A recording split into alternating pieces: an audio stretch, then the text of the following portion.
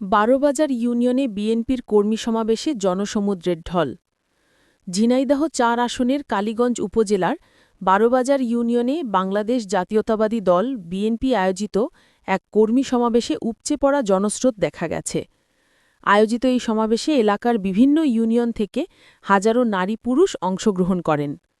সমাবেশে প্রধান অতিথি হিসাবে উপস্থিত ছিলেন বিএনপির কেন্দ্রীয় স্বেচ্ছাসেবক দলের সিনিয়র যুগ্ম সম্পাদক জননেতা সাইফুল ইসলাম ফিরোজ।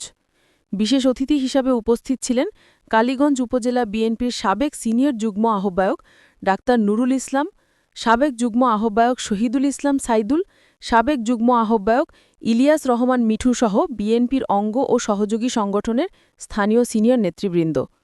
অতিথিরা কর্মী সমর্থকদের উদ্দেশ্যে দলীয় সাংগঠনিক শক্তি বৃদ্ধি, গণতন্ত্র পুনরুদ্ধার এবং স্থানীয় রাজনৈতিক পরিস্থিতি নিয়ে বক্তব্য রাখেন।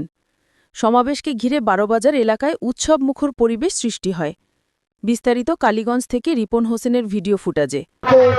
নৈতিক শিক্ষা গ্রহণের জন্য মসজিদে মসজিদে কোরআন শিক্ষা বাধ্যতামূলক করা হবে।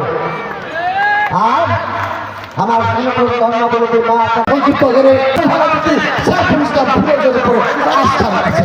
আমরা আজকে বলতে চাই কালীগঞ্জ উপজেলা বিএনপির পক্ষ থেকে আপনারা অবশ্যই ভুল সিদ্ধান্ত গ্রহণ করেননি। আপনারা উপযুক্ত এত সময় আপনারা শুনছিলেন এসকে টিভির সংবাদ। পরবর্তী সংবাদ দেখার আমন্ত্রণ জানিয়ে এখানে শেষ করছি। আল্লাহ হাফেজ।